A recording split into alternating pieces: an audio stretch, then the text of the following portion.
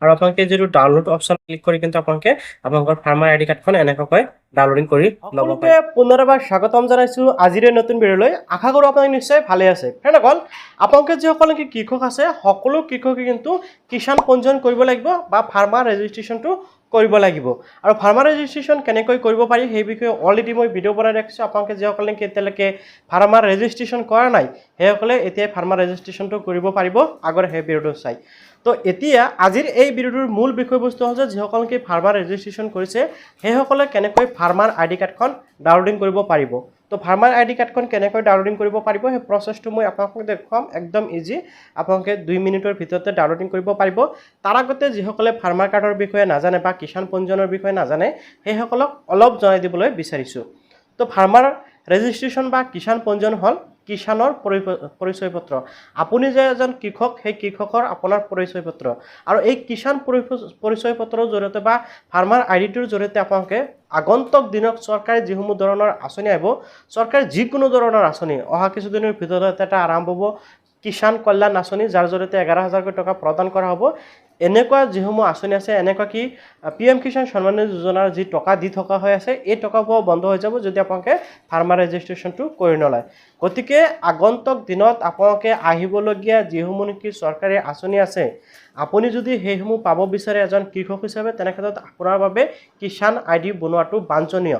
এনেকুৱা কি আপুনি যদি চৰকাৰী আঁচনি নহয় এনেও যদি আপুনি জাষ্ট ভাবে যে আপুনি চৰকাৰী আঁচনি নালাগে তথাপিও আপোনালোকৰ কিষাণ পঞ্জীয়ন কৰিব লাগিব, কিয়নো এটা সময় এনেকুৱা হ'ব যেতিয়া নেকি আপোনালোকে বীজ ভাণ্ডাৰত অৰ্থাৎ আপোনাৰ খেতিৰ ধৰাৰ বাবে বা আপোনালোকৰ খেতিৰ বাবে যিসমূহ নেকি সাৰ দিয়া হয় সেই সাৰসমূহ কিনিবলৈ যাব, তেতিয়া কিন্তু আপোনালোকৰ কিষাণ আইডিটো প্ৰয়োজন হ'ব। কিষাণ আইডি নোহোৱাকৈ এটা সময়ত আপোনালোকে খেতিৰ বাবে সাৰো ক্ৰয় কৰিব নোৱাৰিব। গতিকে আপোনালোকে প্ৰত্যেককৈ কিন্তু কিষাণ কাৰ্ডখন বনাব লাগিব। অ'কে, তো আশা কৰিছোঁ থুলমূলকৈ কিষাণ কাৰ্ডৰ বিষয়ে জানিব পাৰিলে। এতিয়া মই আপোনালোকক দেখুৱাম যে কিষাণ কাৰ্ডখন কেনেকৈ ডাউনলোডিং কৰিব পাৰিব।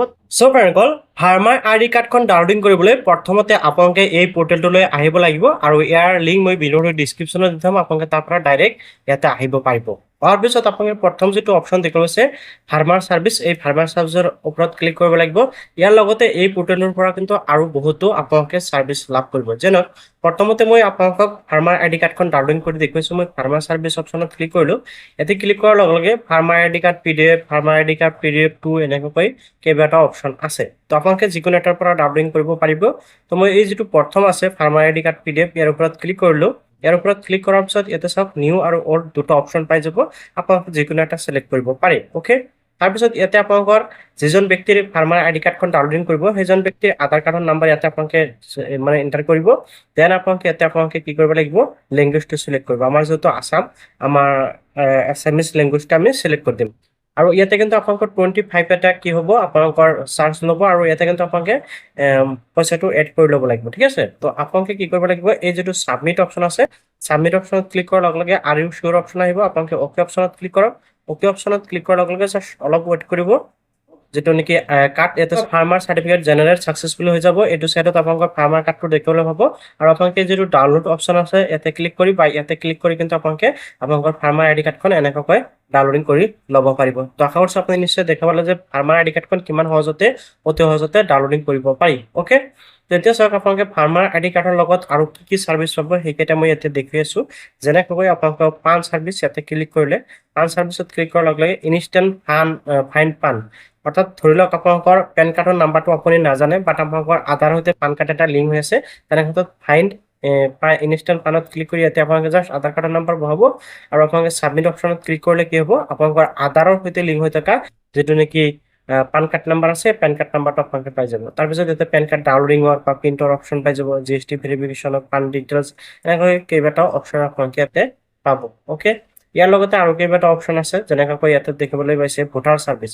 এতিয়া ভোটাৰ সাৰ্ভিসত আপোনালোকে কি কি সুবিধা পাব, voter mobile number link without OTP instant. এতিয়া এই যেটো অপশ্যন দেখিবলৈ পাইছে এই অপশ্যনটো সেইসকল ব্যক্তিৰ বাবে যিসকল ব্যক্তি নেকি আধাৰ কাৰ্ডৰ সৈতে মোবাইল নাম্বাৰটো লিংক নাই কিন্তু কি কৰিব লাগে ভোটাৰ আইডিৰ সৈতে মোবাইল নাম্বাৰটো লিংক কৰিব লাগে, সেইসকলৰ বাবে সেইসকলে জাষ্ট ইয়াতে ভোটাৰ আইডি কাৰ্ডৰ নাম্বাৰটো ইপিক নাম্বাৰটো এণ্টাৰ কৰিব আৰু ইয়াতে কি কৰিব লাগিব মোবাইল নাম্বাৰ যেটো মানে এড কৰিব বিচাৰে এই মোবাইল নাম্বাৰটো আপোনালোকে সাবমিট অপশ্যনত ক্লিক কৰাৰ লগে লগে ইনষ্টেণ্ট আপোনালোকে কিন্তু ভোটাৰ আইডি কাৰ্ডৰ সৈতে মোবাইল নাম্বাৰটো লগে লগ কি হ'ব লিংক হৈ যাব ইয়াতে আপোনালোকৰ ৰেকৰ্ডটো আহি যাব ওকে তো আপোনালোকে ইজিলি কৰিব পাৰিব ইয়াৰ লগতে আৰু কেইবাটাও অপশ্যন আছে ইয়াতে যেনেকৈ ভোটাৰ মোবাইল নাম্বাৰ লিংক হৈ যোৱাত OTP আৰু এটা অপশ্যন আছে আপোনালোকে কৰিব পাৰিব তো আপোনালোকে ইয়াৰ পৰা এইসমূহ ছাৰ্ভিচ পাব ওকে দেন আপোনালোকে এটা চাওক ৰেচন কাৰ্ডৰ ছাৰ্ভিচ তাৰপিছত ভেহিকেল ৰিলেটেড ছাৰ্ভিচসমূহ ইয়াতে আপোনালোকে পাই যাব আপোনালোকৰ ধৰি লওক RC ডাউনলোডিং বা ড্ৰাইভিং লাইচেন্স ডাউনলোডিং এইসমূহ ছাৰ্ভিচ ইয়াতে আপোনালোকে পাই যাব আপোনালোকে ড্ৰাইভিং লাইচেন্স ডাউনলোডিং কৰিব বিচাৰে ইয়াতে ড্ৰাইভিং লাইচেন্স নাম্বাৰ আৰু ডেট অফ বাৰ্থটো বয় আপোনালোকে ছাবমিট অপশ্যনত ক্লিক কৰিলে আপোনালোকৰ কিন্তু ড্ৰাইভিং লাইচেন্সটো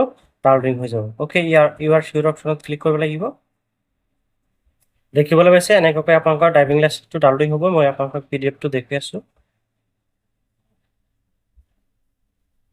এনেকৈ আপোনালোকৰ ড্ৰাইভিং লাইচেন্সটো ডাউনলোডিং হ'ব ওকে ইয়াৰ লগতে আপোনালোকে যদি RC খন ডাউনলোডিং কৰিব বিচাৰে সেয়াও কৰিব পাৰিব ইয়াৰ লগতে চাওক আপুনি যদি আপোনাৰ গাড়ীৰ RC খন ডাউনলোডিং কৰিব বিচাৰে সেয়াও কিন্তু আপোনালোকে ডাউনলোডিং কৰিব পাৰিব ভেহিকেল RC PDF-টো আপোনালোকে এই অপশ্যনটোত ক্লিক কৰিব লাগিব তো এতিয়া চাওক আপোনালোকে গাড়ীৰ যেটো ৰেজিষ্ট্ৰেচন নাম্বাৰ সেই নাম্বাৰটো ইয়াতে বহাব লাগিব এটা কথা মন কৰিব যে আপোনালোকৰ কিন্তু কি হয় এবাৰ যদি আপোনালোকৰ গাড়ীৰ লাইচেন্সখন ডাউনলোডিং কৰে তেনে ক্ষেত্ৰত আৰু দ্বিতীয়বাৰ বৰ্তমান সময়ত কৰিব নোৱাৰে কিন্তু ইয়াৰ পৰা আপোনালোকৰ বাবে এটা বিষয় ভাল যে আপোনালোকে কিন্তু যিমান বিচাৰে সিমান কেইবাৰে ইয়াৰ পৰা ডাউনলোডিং কৰিব পাৰিব তো পোৰ্টেল আছে এই পোৰ্টেলটোৰ জৰিয়তে আপোনালোকে আপোনালোকৰ নিজৰ লগতে আপুনি অন্য মানুহক কাম কৰি কিন্তু আপোনালোকে প্ৰচুৰ পৰিমাণে ইনকাম কৰিব পাৰিব এতিয়া কথা হ'ল যে আপোনালোকে ইয়াতে কেনেকৈ ৰেজিষ্ট্ৰেচন কৰিব সেই প্ৰচেছটো মই আপোনালোকক দেখুৱাই আছো ৰেজিষ্ট্ৰেচন কৰাৰ বাবে আপোনালোকক মই ভিডিঅ'টোৰ ডেছক্ৰিপশ্যনত এটা লিংক দি ৰাখিছোঁ আপোনালোকে জাষ্ট সেই লিংকত ক্লিক কৰিলে এনেকৈ ৱেবছাইটটো পাই যাব বা আপোনালোকৰ সন্মুখত এনেকৈ আহি যাব আপোনালোকে এই কামসমূহ মোবাইলৰ জৰিয়তে কৰিব পাৰিব ইয়াতে আপোনালোকে কি ছাৰ্ভিচ পাব ইয়াতে লিখা আছে তো আপোনালোকে ফাৰ্ষ্ট টাইম ৰেজিষ্টাৰ কৰাৰ বাবে এই ৰেজিষ্টাৰ অপশ্যনত বা